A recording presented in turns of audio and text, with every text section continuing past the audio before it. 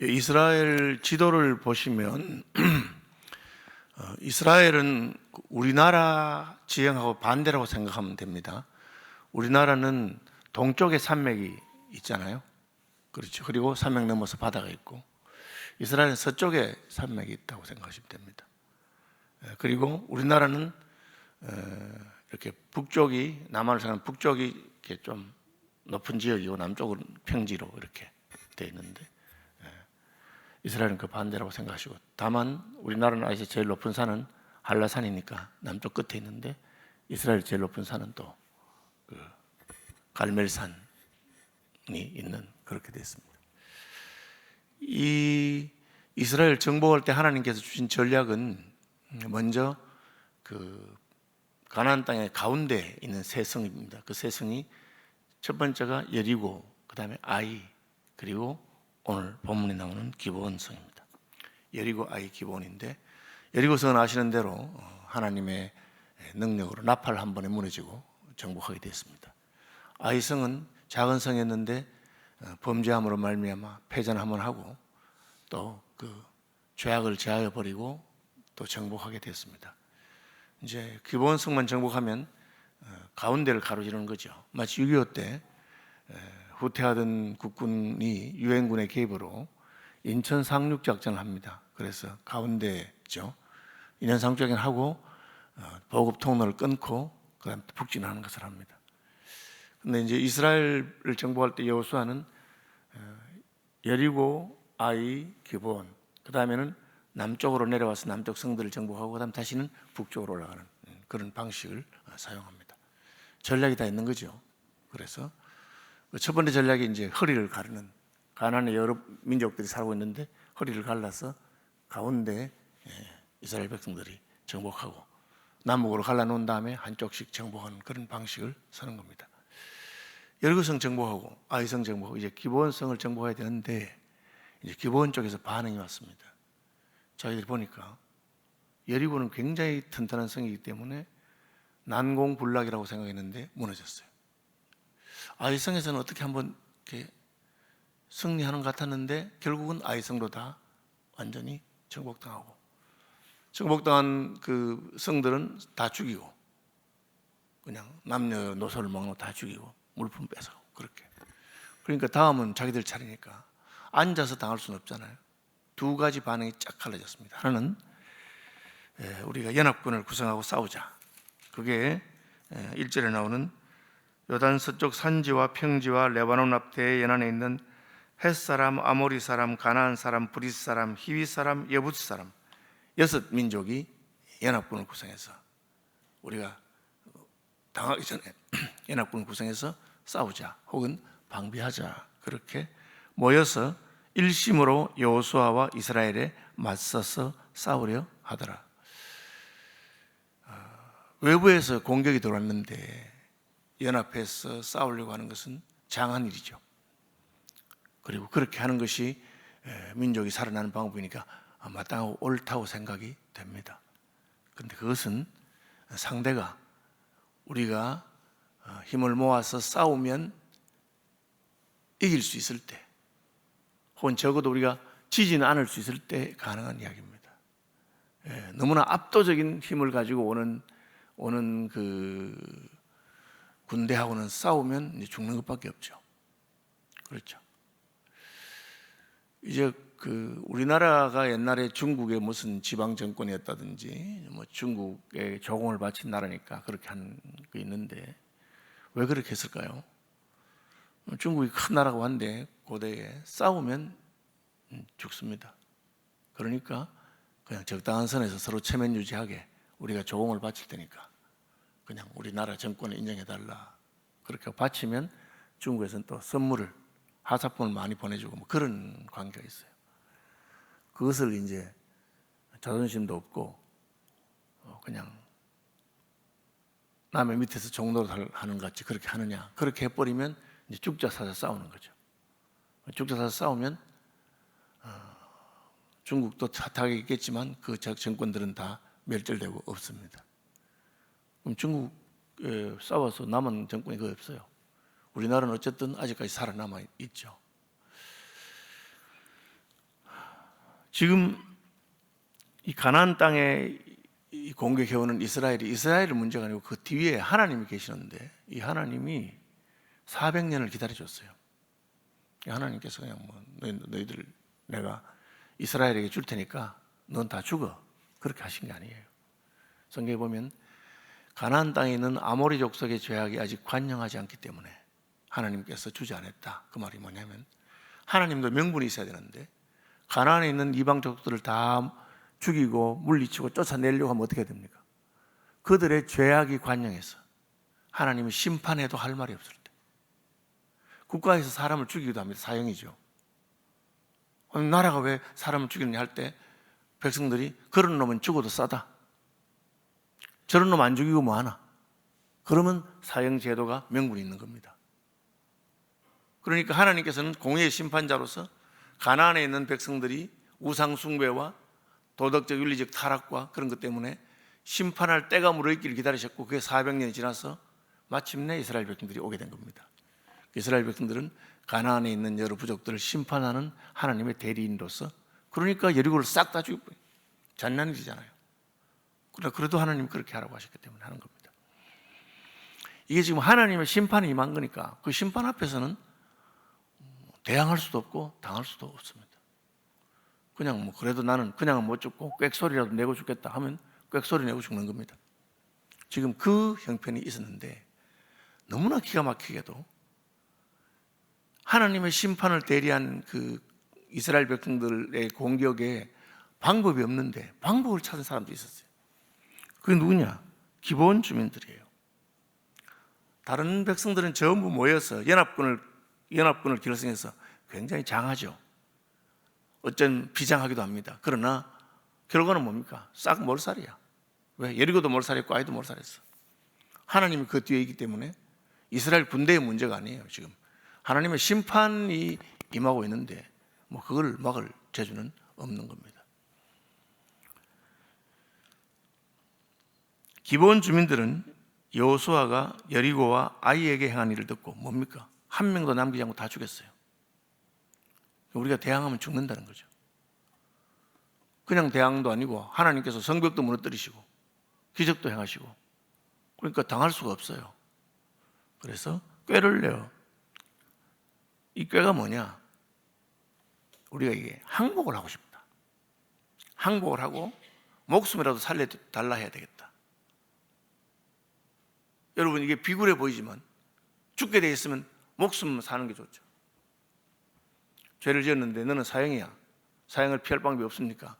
네가 잘못한 사람한테 싹싹 빌고 제가 종로로 평생 종으로 살겠으니까 살리면 주시오, 그렇게 말하면 너 살 수 있어. 그러면 내가 죽으면 죽지 기분 나쁜데 그래 못하겠다, 그렇게 하시겠습니까? 아니면 아이고 제가 뭐 잘못해서 죽어야 되는데 뭔들 못하겠습니까? 시킨 대로 다 하겠습니다, 그렇게 하는 거죠. 그 꾀가 뭐냐면 여호수아의 군대와 화친을 맺는데 이게 가능한 일입니까? 지금 이미 여호수아는 가나안의 모든 족속들을 진멸하라는 하나님의 명령을 받고 와 있어요.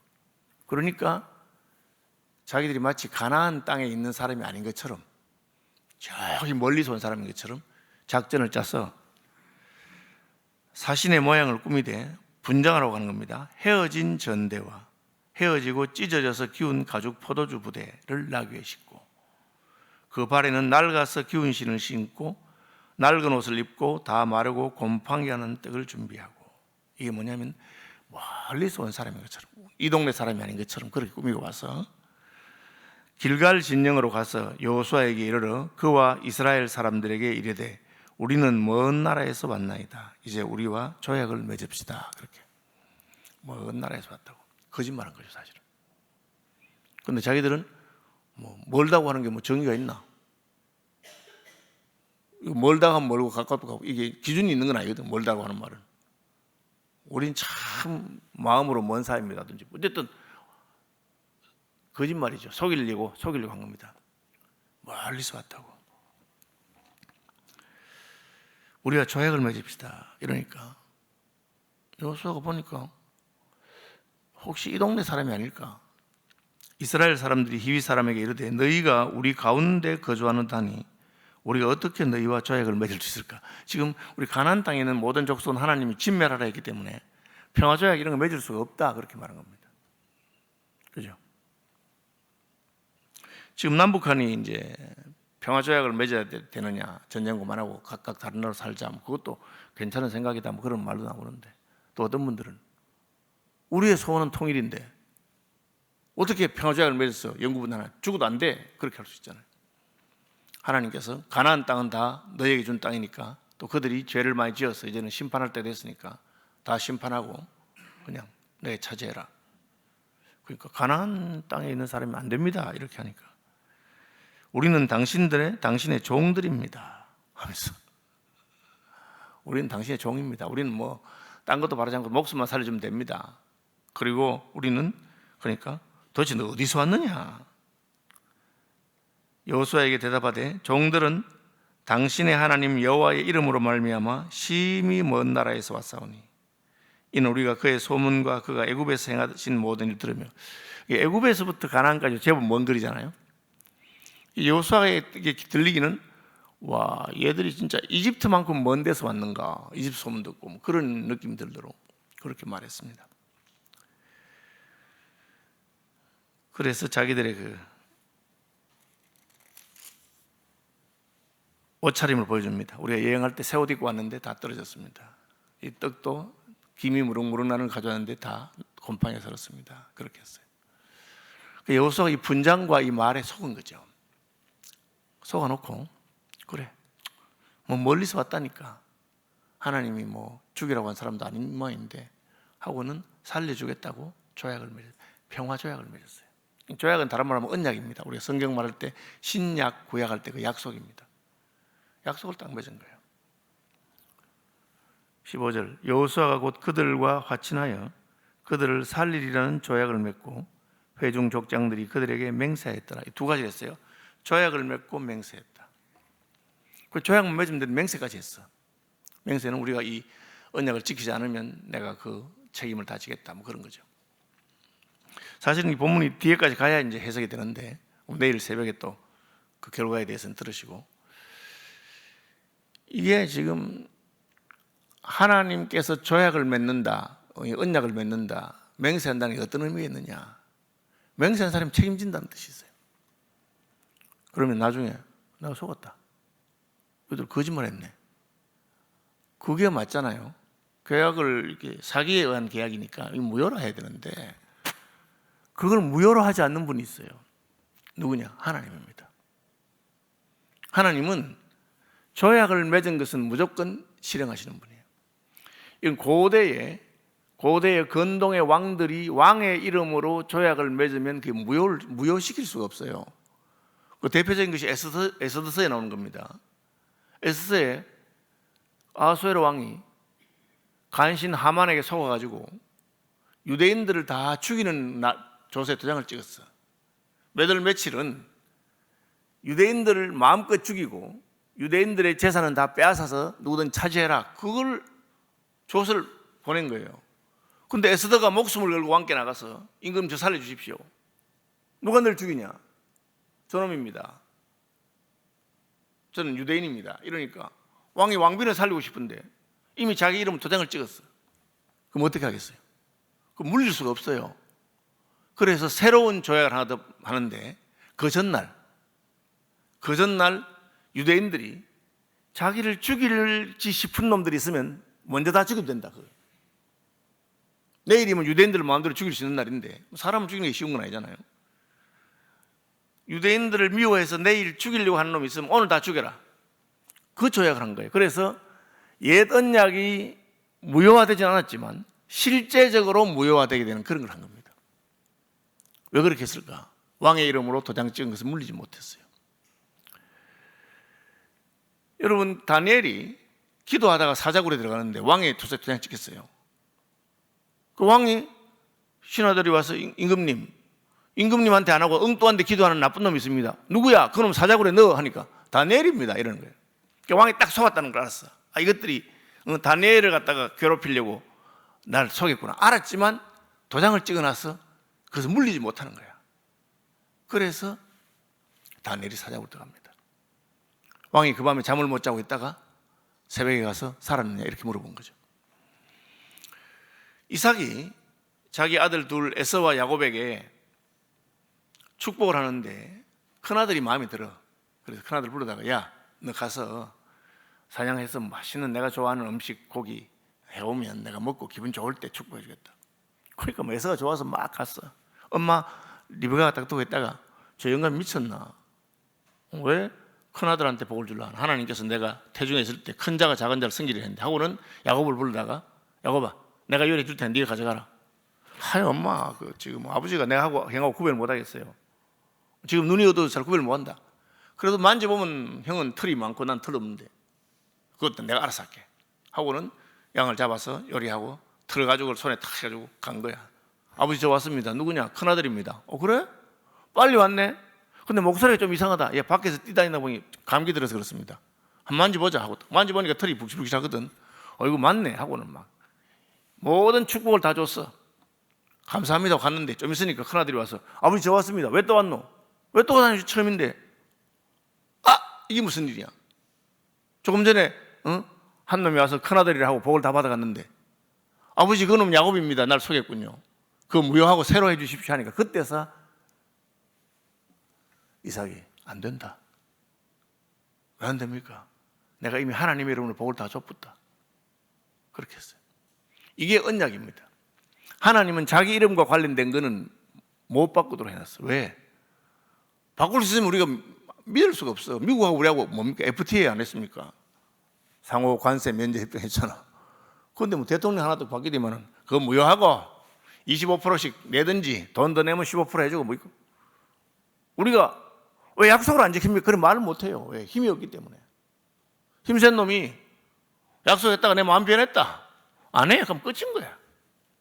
그런데 그렇게 하지 않는 분이 계십니다. 하나님이십니다. 하나님은 약속한 것은 변개치 아니합니다. 히브리서에서 약속하시고 맹세했다. 이게 나오잖아요. 조약을 맺고 맹세까지 했어요. 변치 않는 것을 보여주려고. 왜 그렇게 하시느냐? 그래야 우리의 구원을 우리가 확신할 수 있고. 여러분 하나님 이럴 때 하면 어떻게 되겠어요? 권호원 목사님 젊을 때는 좀 잘 믿는 것 같으면 나이 들어서 영 내 마음에 안 들어. 그래서 너는 이제 구원 취소. 끝이야. 그럼 우리가 무슨 말 하겠습니까? 힘없는 놈이. 힘센 사람이. 그렇지 않다는 걸 보여주기 위해서. 여호수아가 하나님의 이름으로 조약을 하고 맹세하고 속아도 아무 소용이 없어. 왜? 하나님의 이름으로 했기 때문에. 그것이 엄중한 약속이고 그 약속을 우리는 신약과 구약이라고 합니다. 그걸 잘 알아야 되죠. 하나님이 뭐라고 약속하셨는지. 하나님이 그 약속을 붙들면 하나님은 약속하신 대로 행하실 수밖에 없습니다. 그것이 하나님의 성품입니다. 약속하신 것은 반드시 지키는 분이십니다. 좀 속아서 약속했더라도 혹은 그 약속에 상대방이 막 참 못됐어. 저는 나쁜 놈이라 그러하더라도 지킵니다. 주기도문 하겠습니다. 하늘에 계신 우리 아버지, 아버지의 이름을 거룩하게 하시며 아버지의 나라가 오게 하시며 아버지의 뜻이 하늘에서와 같이 땅에서도 이루어지게 하소서. 오늘 우리에게 일용할 양식을 주시고 우리가 우리에게 잘못한 사람을 용서하여 준 것 같이 우리 죄를 용서하여 주시고 우리를 시험에 빠지지 않게 하시고 악에서 구하소서.